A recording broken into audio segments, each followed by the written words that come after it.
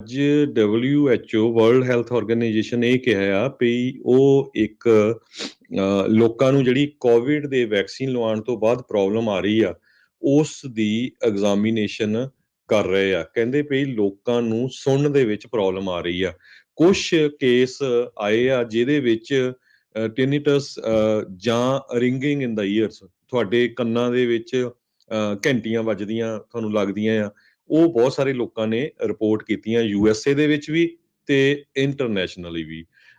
ਇੱਕ news letter post ਹੋਇਆ website ਦੇ ਉੱਤੇ, ਤੇ ਇੰਟਰਨੈਸ਼ਨਲ ਪਬਲਿਕ ਹੈਲਥ ਏਜੰਸੀ ਨੇ ਇਹ ਕਿਹਾ ਵੀ ਸਡਨ ਹੀਅਰਿੰਗ ਪ੍ਰੋਬਲਮ ਜਿਹੜੀ ਆ ਉਸ ਨੂੰ ਅਸੀਂ ਇਨਵੈਸਟੀਗੇਟ ਕਰਨ ਜਾ ਰਹੇ ਹਾਂ। WHO ਨੇ 367 ਕੇਸ ਟਿਨੀਟਸ ਦੇ ਰਿਪੋਰਟ ਕੀਤੇ ਆ ਤੇ 164 ਕੇਸ ਜਿਨ੍ਹਾਂ ਨੂੰ ਸੁਣਨੋਂ ਹਟ ਗਿਆ ਜਦੋਂ ਉਹਨਾਂ ਨੇ COVID-19 ਦੇ ਵੈਕਸੀਨ ਲਵਾਏ ਹੈਗੇ ਆ।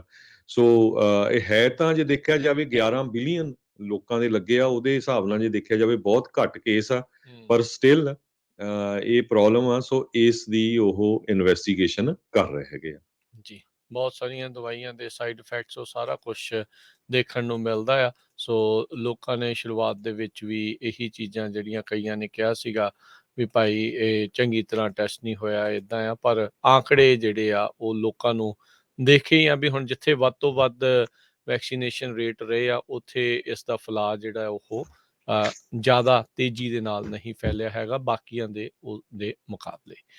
ਅਗਲੀ ਜਿਹੜੀ ਹਰਜੋਤ ਸਿੰਘ ਜੀ ਗੱਲ ਕਰਦੇ ਜਾਈਏ, ਭਾਰਤੀ ਮੂਲ ਦਾ ਇੱਕ ਡਾਕਟਰ ਅਮੀਤ ਗੋਇਲ, ਉਸ ਨੂੰ ਹੁਣ 8 ਸਾਲਾਂ ਦੀ ਸਜ਼ਾ ਜਿਹੜੀ ਆ ਉਹ ਸੁਣਾਈ ਗਈ ਆ। ਅੱਖਾਂ ਦਾ ਇਹ ਡਾਕਟਰ ਸੀਗਾ ਤੇ ਨਾਲ ਹੀ ਕਹਿੰਦੇ ਵੀ ਜਿਹੜੇ ਮਿਲੀਅਨਸ ਆਫ ਡਾਲਰ ਉਸਨੇ ਸਕੈਮ ਕੀਤੇ ਸੀ, ਫਰਾਡ ਕੀਤਾ ਸੀ, ਠੱਗਿਆ ਸੀ, ਉਹ ਵੀ ਵਾਪਸ ਕਰਨ ਦੇ ਉਸ ਨੂੰ ਆਦੇਸ਼ ਦਿੱਤੇ ਗਏ ਆ, ਹੁਕਮ ਦਿੱਤੇ ਗਏ ਨੇ। ਕਹਿੰਦੇ ਵੀ ਜਿਹੜਾ ਡਾਕਟਰ ਅਮੀਤ ਗੋਇਲ ਆ ਇਸ ਨੇ ਆਪਣੇ ਦੋਸ਼ ਕਬੂਲੇ, ਗਿਲਟੀ ਪਲੀ ਕੀਤਾ ਵੀ ਉਸ ਨੇ ਧੋਖੇਧੜੀ ਦੇ ਨਾਲ ਫਰਾਡ ਦੇ ਵਿੱਚ ਬਿਲਿੰਗ ਜਿਹੜੀ ਕੀਤੀ ਆ $3.5 ਮਿਲੀਅਨ ਦੀ ਜਿਹੜੇ ਪ੍ਰੋਸੀਜਰਸ ਦੀ ਉਹਨੇ ਬਿਲਿੰਗ ਕਰਤੀ ਜਿਹੜੇ ਉਹਨੇ ਕਿਤੇ ਹੀ ਨਹੀਂ। ਸੋ ਹਵਾ ਦੇ ਵਿੱਚ ਹੀ ਅੱਖਾਂ ਜਿਹੜੀਆਂ ਉਹ ਠੀਕ ਕਰਦਾ ਰਿਹਾ ਤੇ ਉਹਦੇ ਬਿੱਲ ਜਿਹੜੇ ਆ ਉਹ ਘੱਲਦਾ ਰਿਹਾ ਤੇ ਉਹਦਾ ਜਿਹੜਾ ਆ ਮਿਲਦੇ ਪੈਸੇ ਸੀ ਉਹ ਲੈਂਦਾ ਰਿਹਾ $3.5 ਮਿਲੀਅਨ। ਕਹਿੰਦੇ ਵੀ ਜਦ ਇਸ ਦੇ ਉੱਤੇ ਇਹ ਦੋਸ਼ ਲਾਏ ਗਏ ਸੀਗੇ ਵੀ ਇਸ ਤਰੀਕੇ ਦੇ ਨਾਲ ਫਰਾਡ ਕੀਤਾ ਆ, ਉਦੋਂ ਉਹਨੇ ਇੱਕ ਹੋਰ ਫਰਾਡ ਦੀ ਜਿਹੜੀ ਉਹ ਗੱਲ ਮੰਨ ਲਈ। ਡਾਕਟਰ ਗੋਇਲ ਕਹਿੰਦਾ ਵੀ ਭਾਈ ਜਿਹੜੇ ਮੈਨੂੰ 2 PPP ਦੇ ਲੋਨ ਮਿਲੇ ਸੀ ਮੈਂ ਉਹ 'ਚ ਵੀ ਠੱਗੀ ਮਾਰ ਗਿਆ ਜੋ।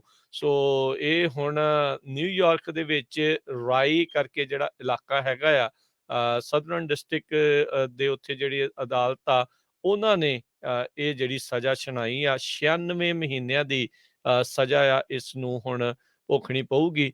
7 ਸਾਲ ਇਸ ਨੇ ਹੈਲਥ ਕੇਅਰ ਦੀ ਫਰਾਡ ਦੀ ਸਕੀਮ ਜਿਹੜੀ ਉਹ ਚਲਾਈ ਤੇ COVID-19 ਦਾ ਜਿਹੜਾ ਇਸਨੇ ਫਰਾਡ ਕੀਤਾ ਹੈਗਾ। 3.5 ਮਿਲੀਅਨ ਦੇ ਤਾਂ ਇਸਨੇ ਬਗੈਰ ਪ੍ਰੋਸੀਜਰ ਕੀਤੇ ਹੀ ਉਸ ਦੇ ਡਾਲਰ ਜਿਹੜੇ ਉਹ ਹਥਿਆ ਲਏ ਤੇ ਨਾਲ ਦੇ ਨਾਲ ਜਿਹੜੇ ਆ PPP ਲੋਨਸ ਉਸ ਨੂੰ ਮਿਲੇ ਸੀ ਉਹਦੇ ਵਿੱਚ ਵੀ ਇਹ ਠੱਗੀ ਮਾਰ ਗਿਆ। ਡਾਕਟਰ ਅਮੀਤ ਗੋਇਲ ਰਾਈ ਨਿਊਯਾਰਕ ਤੋਂ ਸੀਗਾ ਜਿਸ ਨੇ ਇਹ ਜਿਹੜਾ 7 ਸਾਲ ਤੱਕ ਧੋਖੇਧੜੀ ਦੀ ਜਿਹੜੀ ਸਕੀਮ ਆ ਉਹ ਚਲਾਈ ਰੱਖੀ।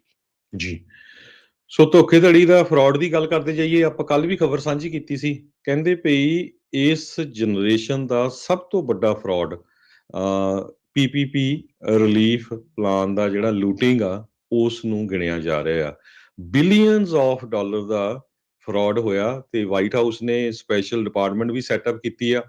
ਉਹ ਲੋਕਾਂ ਨੂੰ ਵੀ ਕਹਿ ਰਿਹਾ ਵੀ ਸਾਨੂੰ ਦੱਸੋ ਜਿਨ੍ਹਾਂ ਨੇ ਫਰਾਡ ਕੀਤਾ ਆ, ਕਿਉਂਕਿ ਇਹ ਤੁਹਾਡਾ ਟੈਕਸ ਪੇਅਰ ਦਾ ਹੀ ਮਨੀ ਆ।